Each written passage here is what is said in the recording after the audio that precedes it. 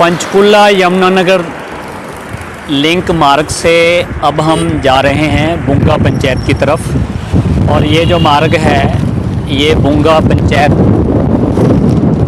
के एरिए में जा रहा है। ये रास्ता बुंगा पंचायत के लिए कटता है। यहाँ से बुंगा पंचायत की तरफ अब हम जाएंगे। और अब हम बुंगा पंचायत में पहुंच चुके हैं, जिसकी कि सरपंच श्रीमती कविता चौधरी हैं, जो कि इस पंचायत का प्रतिनिधित्व करती हैं और सरपंच हैं महिला। और ये बुंगा पंचायत की अंदर की गली हैं।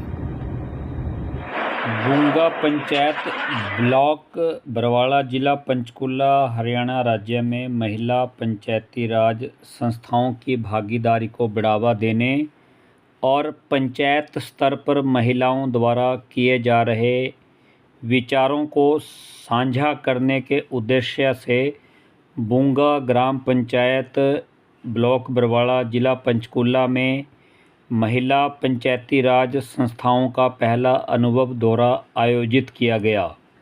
यह दौरा न केवल सीखने और अनुभव साझा करने का अवसर बना, बल्कि इसने यह भी सिद्ध कर दिया कि महिला नेतृत्व ग्रामीण विकास की नई दिशा तय कर रहा है। इस अवसर पर सरपंच कविता चौधरी और पंचायत सदस्यों ने दौरे पर आई यमुनानगर जिले की महिला सरपंचों, भारतीय पंचायती राज विभाग दिल्ली से आए अधिकारी अभिषेक जी तथा हरियाणा पंचायती राज की स्टेट प्रोजेक्ट मैनेजर मीनू जी का भव्य स्वागत किया। गांव के बुजुर्गों, महिलाओं और युवाओं ने भी इस आयोजन में उत्साहपूर्वक भाग लिया। यह अनुभव दौरा केवल औपचारिक कार्यक्रम नहीं था, बल्कि इसका उद्देश्य महिला सरपंचों को एक दूसरे की पहल से परिचित कराना, उनके बीच संवाद स्थापित करना और सफल प्रयोगों को साझा करना था। इसने महिला प्रतिनिधियों को नेतृत्व क्षमता, नीति निर्माण और कार्यान्वयन की वास्तविक झलक दी। पंचायत की उपलब्धियां और विकास कार्यों की जानकारी देते हुए सरपंच ने बताया कि गांव में कई नई गलियों का निर्माण करवाया गया, जिसमें आवागमन में सुविधा हुई। साफ सफाई और कचरा प्रबंधन पर विशेष ध्यान दिया गया, जिससे गांव का वातावरण स्वच्छ और स्वस्थ हुआ। जल निकासी की बेहतर व्यवस्था की गई ताकि बरसात में जल भराव की समस्या ना हो। साफ सफाई और कचरा प्रबंधन पर विशेष ध्यान दिया गया, जिससे गांव का वातावरण स्वच्छ और स्वस्थ हुआ। महिला सांस्कृतिक केंद्र की स्थापना की गई, जो महिलाओं की रचनात्मकता, सांस्कृतिक जुड़ाव और सामाजिक एकजुटता का केंद्र है। महिलाओं की शिक्षा, स्वास्थ्य और पोषण संबंधी आवश्यकताओं के लिए आंगनवाड़ी केंद्र सशक्त रूप से काम कर रहा है। पंचायत में सामुदायिक केंद्र का निर्माण कार्य प्रगति पर है, जिसे भविष्य में ग्राम सभा, प्रशिक्षण, सामाजिक और सांस्कृतिक कार्यक्रम के लिए उपयोग किया जाएगा। में इस वजह से झगड़े भी तैयार हो जाते हैं और इसी वजह से शिकायत भी बढ़ जाती है, क्योंकि कुछ लोग कहते, सरकार का क्या है कि सरकार ने एक योग्यता निर्धारित कर दी कि सरपंच में योग्यता होनी चाहिए। लोगों ने वोट जो फेस वैल्यू होगी, हो सकता है आपके पति की होगी, लेकिन वोट तो आपको डाली है ना, सरकार भी आपको मानती है। होता क्या है कि सरकार प्रशिक्षण कार्यक्रम चलाती है। पहले क्या होता था कि कुछ आगे कुछ नहीं आए, तो अब क्या है, सरकार का इतना प्रेशर है कि हमारा हर जो चुना हुआ प्रतिनिधि है वो ट्रेंड होना चाहिए। अभी आपने देखा होगा, आपकी मई जून महीने में ट्रेनिंग हुई हैं। जिसने भाग नहीं लिया उनको स्पेशल सरकार ने टारगेट किया। बट जब तक 100% ट्रेनिंग नहीं होगी तब तक सरकार आराम से नहीं बैठेगी। अब इसमें एक चीज़ और है कि पत्नी नहीं आएगी, पति ट्रेनिंग में आ जाएगा, वो एक सबसे गंदा रिवाज है। इस बार सरकार ने हर ट्रेनिंग में ये लिखा आता है कि केवल सरपंच ही ट्रेनिंग में अलाउड है। तो अगर आप ट्रेनिंग में नहीं जाओगे, सीखोगे नहीं, और होता क्या है कई बार पूरा प्लान निकल जाता है, सरपंच को स्कीमों के नाम पता नहीं होते हैं। आपको स्कीमों के नाम पता है? अपने विभाग, 2 विभाग हैं हमारे पास, विकास एवं पंचायत विभाग और एक ग्रामीण विकास। विकास एवं पंचायत विभाग की स्कीमों की जानकारी तक नहीं होती है। जैसे कि पंचायत एवं अनकम्प्लीट है, शमशान घाट अनकम्प्लीट है, धर्मशाला टूटी फूटी पड़ी सारी, मैंने सारी चाहे ग्राम सभा चाहे अपने मंत्री जी हैं सब जगह में मैंने उड़ी गई, सब कुछ सबको रेजुलेशन दे रखे मैंने, पर मेरे अब तक क्लियर नहीं हुई। मैम मैं चाहती हूँ भी जब मेरे को सरपंच बनाया तो मेरे को कार्य करने के लिए थोड़ी दो सर मदद। अभी सरकार ने चौपालों के लिए रिपेयर का भी और कंस्ट्रक्शन का भी काफ़ी पैसा दिया है पिछले साल। और सुनो, अब दिया उसी को ही है जिसका सरकार के पास एस्टीमेट गया हुआ था। सरकार को नहीं पता कहाँ ज़रूरत है। इंजीनियरिंग विंग है आपकी, जो आपका जेई है, उनसे रिपोर्ट मांगी जाती है और वो उसी के अकॉर्डिंग रिपोर्ट जाती है और सरकार उसी एस्टीमेट पे पैसा देती है। एस्टीमेट का भी है, मैं वहाँ तक भी चला जाता हूँ, वो काम करवाना है हमने, तो जब हमारे सरपंच की इच्छा है और ज़रूरी है वो काम तो उसको करवाएंगे। तो हमारे ज़िले की बात है कि भाई कोई कहीं से पैसा मिल रहा था और सरपंच हमारे रेजुलेशन देने में ऐतराज़ जता रहे थे। सरपंची के बाद आप एक पूरे गांव की विकास की भावना से चलिए। बताएंगे कि उन्होंने क्या क्या प्रयास किए अपने क्षेत्र में काम करने के, लेकिन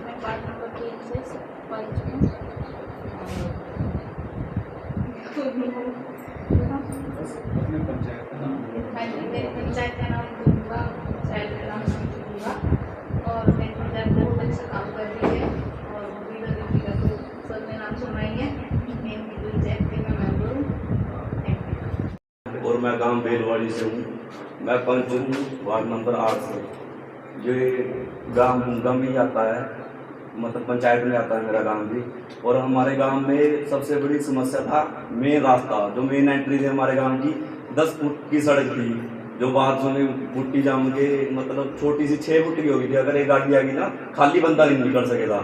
जो जब से मुरब्बेबंदी हुई है 1962 से लेके अब तक वो सड़क नहीं बनी थी, किसी को पता ही नहीं था वो कितने फुट की है। तो सबसे पहले हमारी मैडम ने ना उसको निकलवाया, जब जाके पता लगा हम गाँव वालों को कि वो 44 फुट की सड़क है। और आज सबका कब्जा हटा के, मतलब ग्राम की सहमति से कब्जा हटाया मैडम ने, बिना पुलिस बल के। आज के टाइम में कब्जा हटाना मुमकिन नहीं है। तालियां मार दो जरा। मैडम ने करके दिखाया है। मतलब ये है कि पूरे गांव को एक साथ लेके चले हैं मैडम। और ये सबसे बड़ी समस्या थी हमारी। और नालियों की समस्या, हमारे गांव में नालियाँ नहीं थी, मतलब पानी तो आता था जैसे तो बीच में जाता था सड़कों के। तो ये सब करके दिखाया मैडम ने। ये नहीं है कि बातों से सरपंच है, काम में भी सरपंच है हमारी मैडम। तो इसलिए आप सभी को मेरी तरफ से नमस्कार। मैं ग्राम पंचायत गंगा लाभ सिंह, पंच। हमारी पंचायत में टोटल 8 वार्ड है, मेरा वार्ड नंबर है 4। तो मैं अपने गांव में जो भी विकास कार्य है उनके लिए सरपंच साहब को धन्यवाद देना चाहता हूं। इन्होंने गांव में ऐसा कोई काम नहीं छोड़ा जो मतलब कि इन्होंने ना करवाया हो। मतलब कि जैसे हमारे देश में मोदी जी 24 घंटे में 20 घंटे काम करते हैं, लेकिन ये 21 घंटे काम करती है। मोदी जी ज़्यादा काम करती है।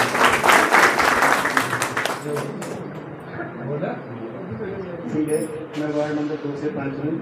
हमारी अपना सरपंच साहब बहुत अच्छे काम कर रही है जी। ऐसा हमारे गांव में आज तक कोई भी सरपंच नहीं हुआ जिसने इतना अच्छा काम किया। पसंद है। और मैं वार्ड नंबर 7 की पंच हूँ।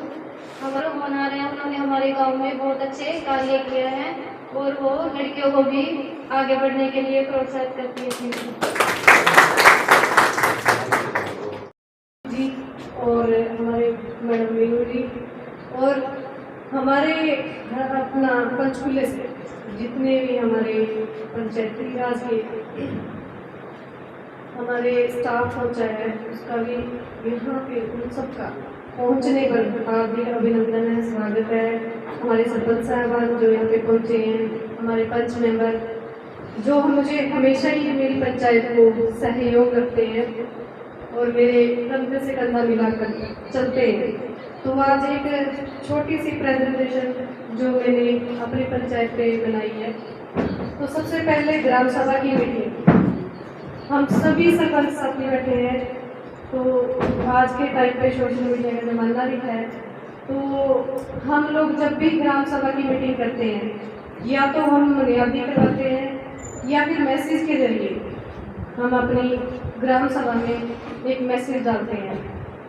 तो जब हम ग्राम सभा की मीटिंग करते हैं, हमारे पंच जो वार्ड मेंबर्स हैं वो सभी उपस्थित होते हैं और हमारे गांव के सभी लोग वहाँ पे पहुँचते हैं।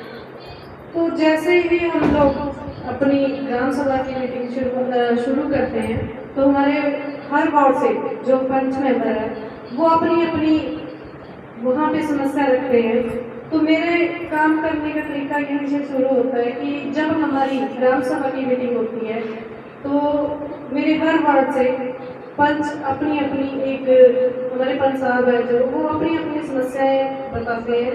तो उसके बाद जो भी हमारी समस्याएं होती हैं उसमें से हम ये देखते हैं कि सबसे ज़्यादा जरूरी काम कौन सा है कि जो हमारे सबसे पहले किया जाना चाहिए। तो उस पर बैठ के हम सहमति से हमारे गांव वालों की जो समस्या होती है वो भी, और हमारे पंच मेंबर सभी मिलके डिस्कस करते हैं, उस पर चर्चा करते हैं कि कौन सा काम ऐसा है जो सबसे पहले होना चाहिए, जिसपे हमारी पंचायत मेंबर सहमति जताती है। तो हम सबसे पहले वही काम करते हैं। और नए नए काम जो मेन एजेंडा है हमारी ग्राम सभा की जो मीटिंग होती है उसको हम अपनी पंचायत में कैसे डेवलप कर सकते हैं, वहाँ पे भी हमें हमारे जो पंच हैं वो व्यू देते हैं कि हमें ये काम करना चाहिए। तो ये हमारी ग्राम सभा की मीटिंग करने का तरीका है। उसके बाद हेल्प सेल्फ ग्रुप की जो महिलाएं हैं, हमारे जो गांव में हेल्प सेल्फ के ग्रुप बने हुए हैं वो 15 ग्रुप बने हुए हैं। तो उन ग्रुप की सभी महिलाएं अपना अपना छोटे बिजनेस से स्टार्ट किया है उन्होंने।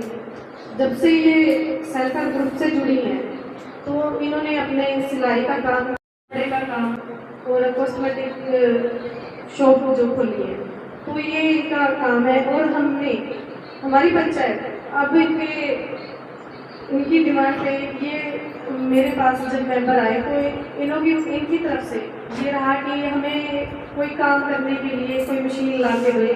तो हम उसमें भी कोशिश कर रहे हैं कि हम अपने सेल्फ हेल्प ग्रुप की जो महिलाएं हैं तो उनको मशीन ला के दें कि वो कौन सा काम करना चाहती हैं। इस पर हमारा अभी चर्चा चल रही है कि जो जिससे हमारी पंचायत को भी इनकम हो और हमारी महिलाओं को भी घर बैठ के रोजगार मिले।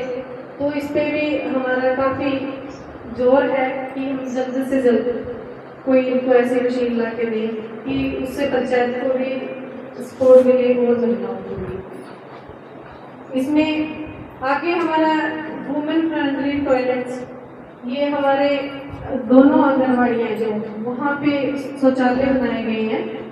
और तीसरा जो सबसे महत्वपूर्ण है स्कूल में, ये हमने हमारे रोटरी क्लब से, हमारी एक संस्था है उनसे जुड़ के हमने ये टॉयलेट बनाए हैं स्कूल में। क्योंकि जब मैं सरपंच बनी पहली बार तो स्कूल में जाने के बाद देखा कि गर्ल्स और बॉयज़ टॉयलेट नहीं है। तो मैंने रोटरी क्लब से मिलकर ये टॉयलेट 4.5 लाख की लागत से बनवाए हैं। हमारी जो गर्ल्स हैं उनके लिए बहुत ज़रूरी चीज़ थी, वो गाँव में जाके यूज़ करती थी। तो इसके लिए हमने सबसे पहले स्कूल में टॉयलेट्स बनाए हैं। और हाइजीन का जो सबसे ज़्यादा ध्यान रखा जाता है तो इन्हीं चीज़ों से शुरुआत होती है। तो हमारे दोनों ही आंगनबाड़ियाँ हैं जो वहाँ पे भी टॉयलेट्स बनाए गए हैं पंचायत की तरफ से। तो यहाँ पे भी साफ सफाई का बहुत ध्यान दिया जाता है। उसके बाद लीगल अवेयरनेस कैंप, जो कि मेरी पंचायत में हर साल महिलाओं को जागरूक करने के लिए लीगल अवेयरनेस कैंप लगाया जाता है। उसमें हमारी महिलाओं की भागीदारी काफ़ी अच्छी रहती है। तो उसमें ये भी बताया जाता है कि आपको किसी तरीके से कोई प्रताड़ना या कोई समस्या आपके घर में, फैमिली में अगर आ रही है तो आप किससे मिलके किससे कांटेक्ट कर सकते हैं, कैसे आप कहाँ पे जाएं, कैसे आपने आगे जाना है, आपको किसी चीज़ की परेशानी ना हो। तो ये अवेयरनेस के जो कैंप लगाए जाते हैं उसके माध्यम से हमारी महिलाओं को अवेयर करा जाता है। चाहे उसमें हमारी लड़कियां हैं उनको भी हम शामिल करते हैं कि आपको कहीं पे भी प्रॉब्लम आती है तो आप अपना लीगल जो हमारे एडवोकेट्स हैं या तो कहाँ पे आपको जाना है तो उसके लिए ये अवेयरनेस कैंप हर साल उनको प्रोवाइड करवाया जाता है, सरकार की तरफ से भी होता है। तो इसमें हम हमेशा ही महिलाओं का ध्यान रखते हैं और हमारी यंगर जनरेशन जो उनका भी। उसके बाद हमारे जो कल्चरल और स्पोर्ट्स की एक्टिविटी होती है जो हमारे स्कूल में हमारे स्कूल में जो बच्चे पार्टिसिपेट करते हैं कल्चरल प्रोग्राम में तो उसमें हम सम्मानित करते हैं बच्चों को, स्पोर्ट्स की जो एक्टिविटी करते हैं वो भी। इसमें मैं यहाँ पे एक चीज़ बताना चाहूँगी, जब से मैं सरपंच बनी हूँ तो हमने जो हमारे फर्स्ट क्लास से लेके 12th तक के जो बच्चे हैं फर्स्ट और सेकंड आते हैं उनको मैं अपने पर्सनल खर्चे से उनको हर साल 15 अगस्त में उनको अवार्ड से सम्मानित करती हूँ ताकि उन बच्चों को एक प्रेरणा मिले उनके पढ़ने को लेके, उनकी खेल की जो रुचि है उसको लेके। तो मतलब कि अल्टीमेट वो नशे से भी दूर रहें और अपनी सेहत पे ध्यान दें। और ये हमारा एक तरीका था बच्चों को उनको मोटिवेशन देने का कि अगर आप पढ़ते हो तो हमारे गांव के जो स्कूल के बच्चे हैं वो काफ़ी इम्प्रूवमेंट कर चुके हैं इस चीज़ को लेके। आज हमारे गांव की जो लड़कियां हैं वो 90% नंबर लेके पास हुई हैं 10th और +2 के जो ये आज तक जो हमारे गांव के बच्चे हैं वो इसीलिए पीछे हो जाते हैं क्योंकि उनको कोई मोटिवेशन नहीं देने वाला होता, उनको कोई मतलब ये प्रोत्साहित करते हैं वो चीज़ नहीं होती है। तो हमने ये एक अभियान चलाया है कि अगर बच्चे को एक छोटी सी चीज़ से उनको मोटिवेशन मिल रहा है वो आगे बढ़ रहे हैं और उनको ये भी बताया जाता है कि आप अगर +2 करके जाते हो तो उसके बाद आपके पास बहुत सारे ऑप्शन ऐसे हैं कि आप घर पे मत बैठो, चाहे वो लड़कियां हैं लड़के हैं। तो हमारा टीचर से भी यही रहता है कि आप इनको अवेयर करो कि ये घर पे ना रुके। तो इसमें हमारी पंचायत का जो बच्चों को मोटिवेशन मिलता है वो यही है कि वो आगे बढ़े, खेल कूद के मैदान में जाएं। और इस बार हमारे गांव के जो बच्चे हैं वो ब्लॉक लेवल पे 30 बच्चे ऐसे हैं जो गोल्ड मेडलिस्ट हुए हैं। तो इसमें हमें भी खुशी मिलती है और पेरेंट्स को भी बहुत खुशी मिलती है कि हमारा बच्चा आगे बढ़ रहा है।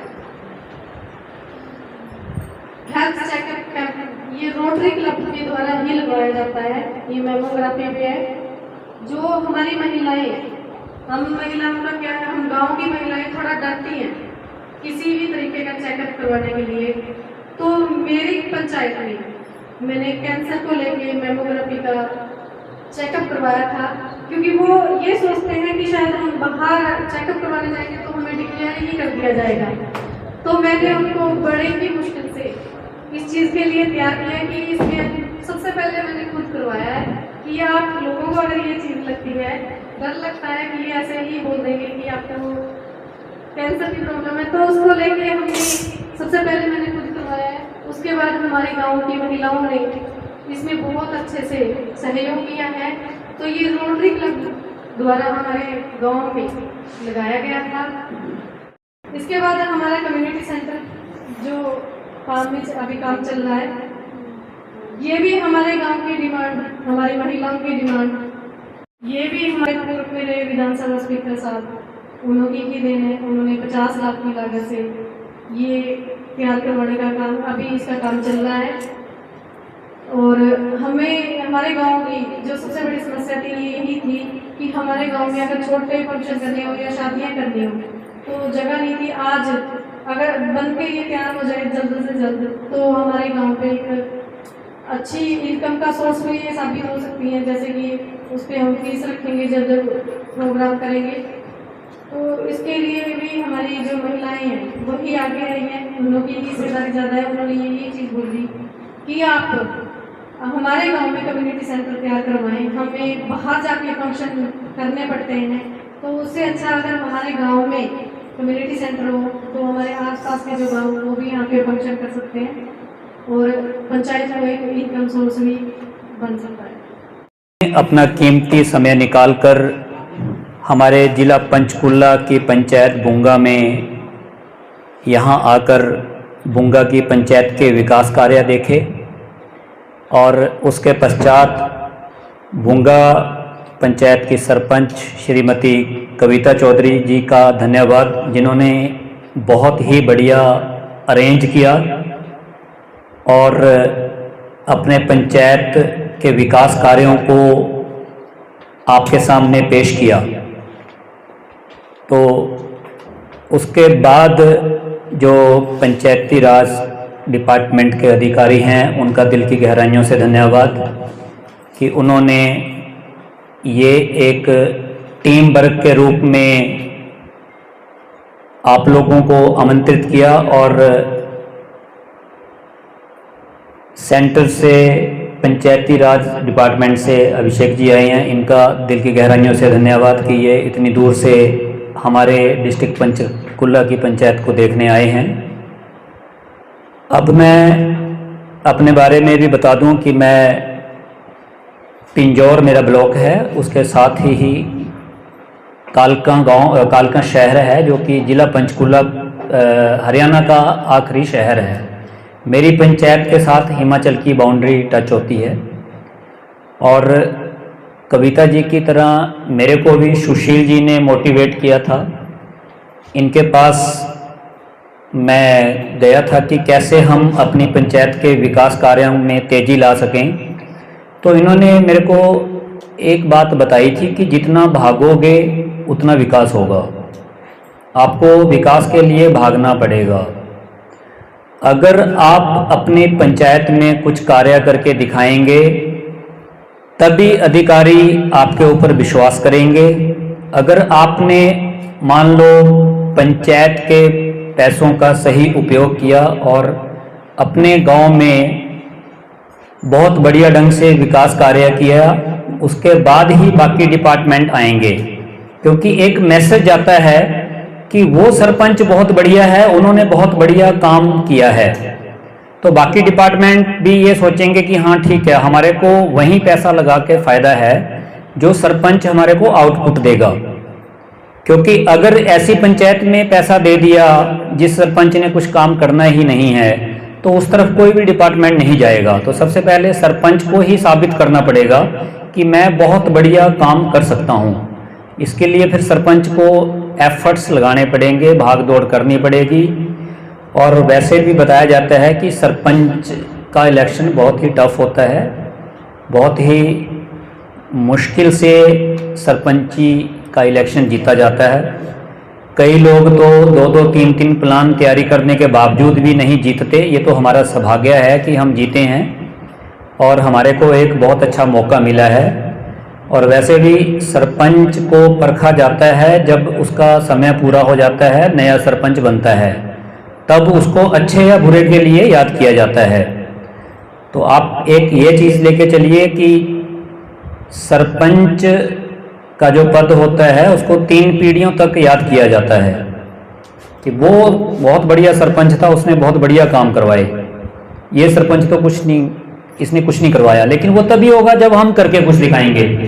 अगले सरपंच इतना आप काम कर दो कि अगले सरपंच को काम करने के लिए आपसे ज़्यादा मेहनत करनी पड़े, क्योंकि अगर वो ज़्यादा मेहनत करेगा तभी उसका नाम आएगा, नहीं तो वो पिछले सरपंच को ही बोलते रहेंगे पंचायतवासी कि इनसे बढ़िया तो वो पुराने वाला सरपंच था, उसने ये किया, उसने वो किया।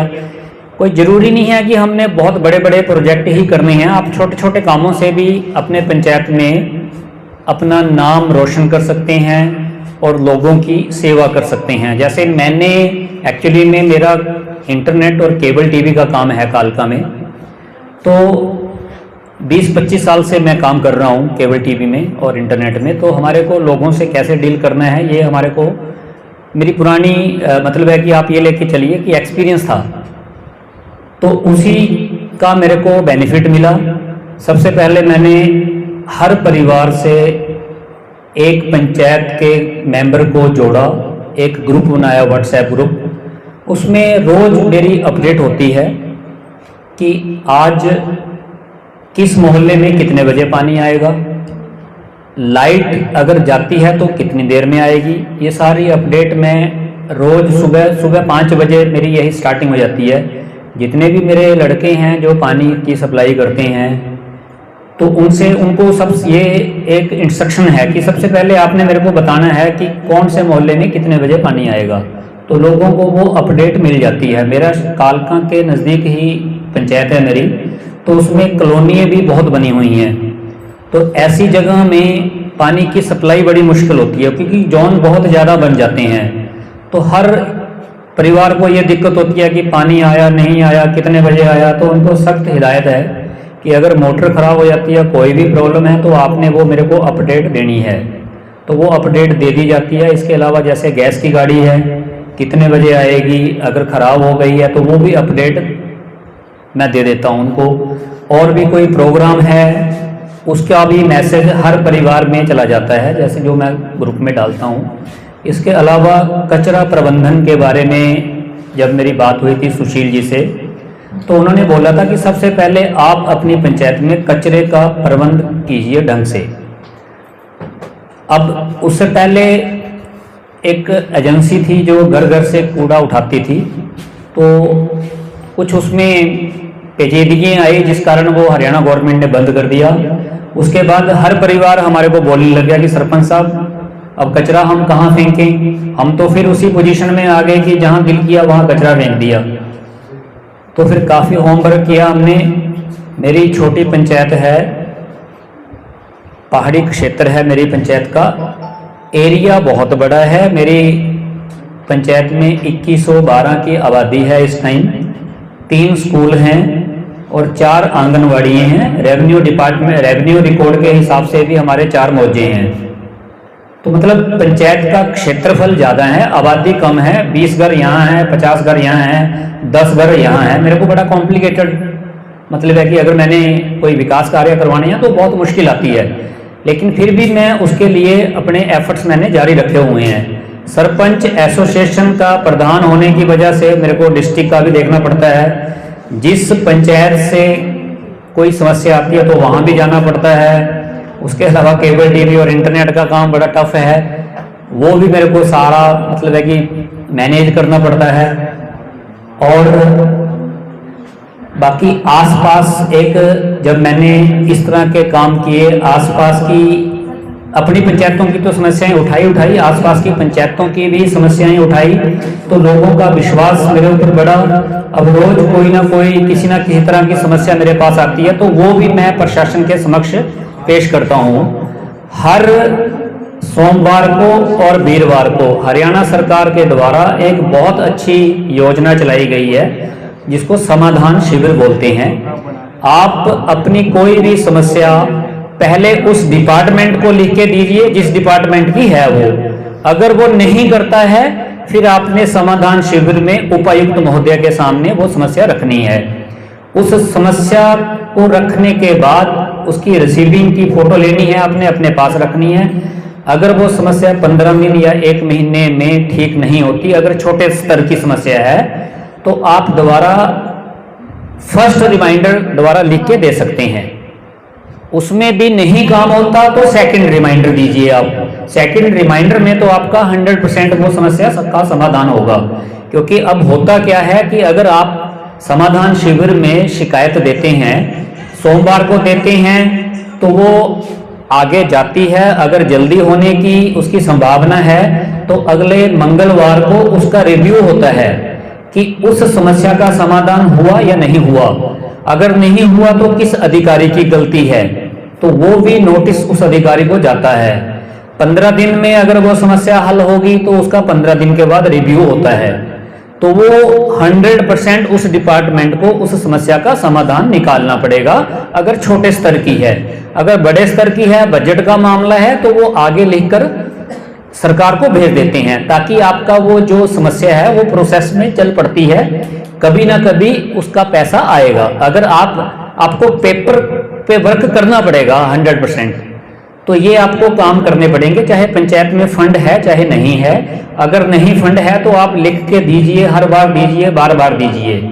कभी ना कभी अगर 10 काम देंगे तो 2 काम तो होंगे, लेकिन वो होंगे तभी जब आप एफर्ट्स करेंगे। अगर एफर्ट्स नहीं करेंगे तो फिर घर बैठे तो कुछ नहीं मिलेगा।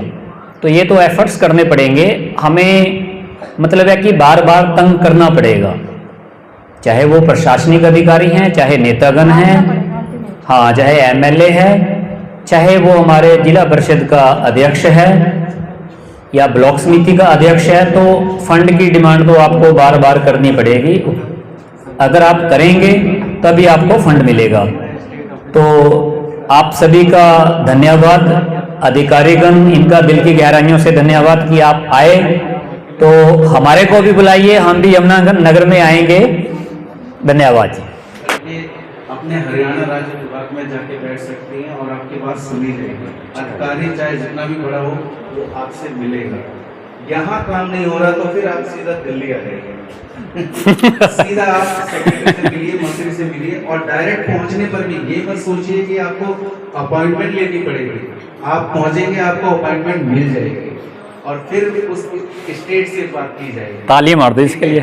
समस्या का समाधान बहुत जल्दी होता है, बस पता ये होना चाहिए कि अप्रोच कहाँ पे करना है, किसको करना है और कब करना है। ठीक है, तो ऐसे कई बार हमारे साथ टीम आती है, सरपंचों की टीम आती है दिल्ली में मिलने के लिए और अपनी अपनी समस्याएं, एरिया की समस्याएं लेके आते हैं। कई बार क्या होता है कि आसपास की जो ग्राम पंचायतें होती हैं, जैसे अब ये बुंगा पंचायत है, यहाँ पे आसपास में और भी छोटी मोटी कई पंचायत हैं। कई बार इनका सॉल्यूशन ऐसा होता है कि एक सॉल्यूशन सबके ऊपर लागू किया जा सकता है, तो वो सबने डिसाइड किया कि मिलके चलते हैं जी, हरियाणा के पास गए जी, हरियाणा ने कुछ नहीं किया तो वो उसको लेके आगे आ गए। तो इस तरह से हमारे पास लगातार हर हफ्ते हम देखते हैं कि झारखंड से टीम आ रही है, छत्तीसगढ़ से टीम आ रही है।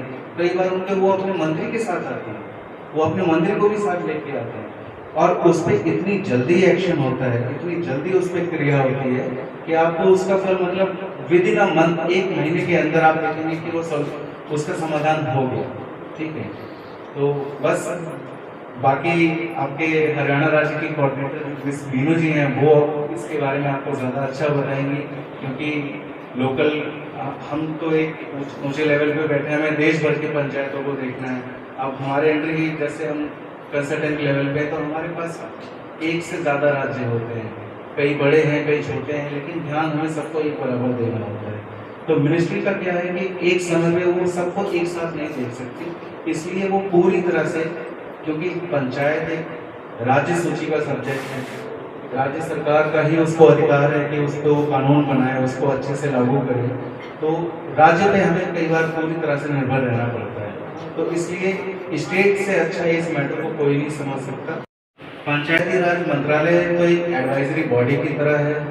20 साल पहले ही इसका वजूद हुआ, 2004 में इसकी शुरुआत हुई, लेकिन पंचायतों का वजूद 2004 में नहीं हुआ, पंचायतें 100 साल से पहले से हैं। तो ये बहुत लंबा इतिहास है। एक तीसरा सरकार का जो कार्य प्रणाली है उसके रूप में है, आप एक सिस्टम हो। पंचायतों का सोच ही इसलिए उस एक्ट के 73rd अमेंडमेंट इसीलिए बनाया गया कि पंचायत को एक तीसरे चरण के रूप में स्थापित करना, एक तीसरी सरकार के रूप में स्थापित करना जो स्वयं में इतनी सक्षम हो कि वो अपनी समस्याओं का खुद ही समाधान कर सके और खुद ही उनको सुधार सके और लोगों को भी इससे प्रेरणा मिले। तो बस इसी उद्देश्य के साथ मैं चाहता हूँ कि मैं गाँव दौलतपुर मालियान से डिस्ट्रिक्ट यमुनानगर है और मेरा ब्लॉक सरस्वती नगर है। और सर, जब से पंचायती राज बना है मेरे गांव में पहले ही ऐसी सरपंच चाहिए पहली बार, और इससे पहले मैं ब्लॉक समिति मेंबर थी और 17 साल से आशा वर्कर का काम भी करती हूँ और सेल्फ हेल्प ग्रुप भी मैंने खुद बनाए हैं, घर घर जाके सारी महिलाएं जोड़ी हैं सर। बहुत बढ़िया, तालियां जी। जिसकी वजह से आज पहले मैं ब्लॉक समिति मेंबर बनी, इसकी वजह से बनी सर, क्योंकि मेरी घर घर हर एक लेडी से बात होती रही। मैंने स्वास्थ्य सेवाएं हर लेडीज को दी हैं और हर घर में हर लेडीज़ के पास मेरा नंबर है, जो भी बात करती हूँ वो डायरेक्ट करती हैं और मैं उनकी हर तरह से मदद करती हूँ। अगर रात को भी फ़ोन आ गया तो मैं रात को भी जगती हूँ सर। और इसी बदौलत मैं सरपंच बनी हूँ। मैंने कोई पैसा खर्च नहीं किया सब इलेक्शन लड़ने के लिए। बहुत बढ़िया जी, बहुत बढ़िया। ने रोक रखा है स्टेट डिपार्टमेंट के लिए। आप लोगों को पता नहीं चलता है? नहीं, उसकी मैडम कब तक उम्मीद है उसकी फंड की आने की? हमारी लेवल पे हमारी टीम काम कर रही है। एक पिछला पैसा हमारे पास ज़्यादा दिख रहा है, मिनिस्ट्री ने कहा कि पैसा ज़्यादा है जबकि वो एक्चुअल में नहीं था, उसको हम पोर्टल पे ठीक करा रहे हैं। अब आप लोगों को ये चीज़ें नहीं समझ आती, आपको लगता है कि ऐसे गोली दे रहे हैं जी, इनको कुछ बताने को नहीं है, नहीं मैडम टेक्निकल डाल देते हैं। आप जो बोल रहे हो वो समझ में आ रहा है। तो वो जब हमें मिनिस्ट्री से पता चला कि यहाँ प्रॉब्लम है, हमने उस पर टीम को लगा दिया। 20 तारीख तक का हमें टाइम मिला है, उसको ठीक करके पोर्टल पे हम मिनिस्ट्री को सबमिट करेंगे। जैसे ही वो सबमिट होएगा, ग्रांट हमारी हो रखी है, साथ के साथ ग्रांट आ जाएगा। जैसे ही नहीं, हम ये समझें कि अक्टूबर या नवंबर तक वो पैसा पंचायतों के पास आ जाएगा। ऐसा ही एसएससी के लिए चल रहा है, उसके दोनों ग्रांट आ जाएंगे। मैं वही बता रही हूँ, एसएससी होता है तो दोनों ग्रांट आपको मिल जाएंगे जब ये सॉल्यूशन हो जाएगा। दिवाली से पहले हो जाएगा। उसमें आपने कुछ नहीं करना है, हमारी टीम काम कर रही है, उसमें हमारी प्रोग्रेस भी ठीक ठाक आ रही है। तो जैसे ही उसको क्या आप वेट कर सकते हैं और कुछ नहीं कर सकते, हमारे पास भी ऑप्शन तो वही है। अब देना तो मिनिस्ट्री क्या कर सकता है, समझते हैं आपकी प्रॉब्लम, बट इसका सॉल्यूशन तो हमारे पास नहीं है। जो मिनिस्ट्री ने हमें बताया हमें फॉलो कर रहे हैं। नहीं, आजकल ऐसा नहीं है, ट्रांसपेरेंसी बहुत है, पोर्टल देख लेते हैं लोग कितनी ग्रांट आई है कितनी नहीं आई है। अब ऐसा नहीं है, सबको पता होता है कि कौन सी ग्रांट आ रही है। लोग तो इतने अवेयर हैं, आरटीआई का जो पता कर रहे हैं आजकल। वो तो अच्छी बात है जी।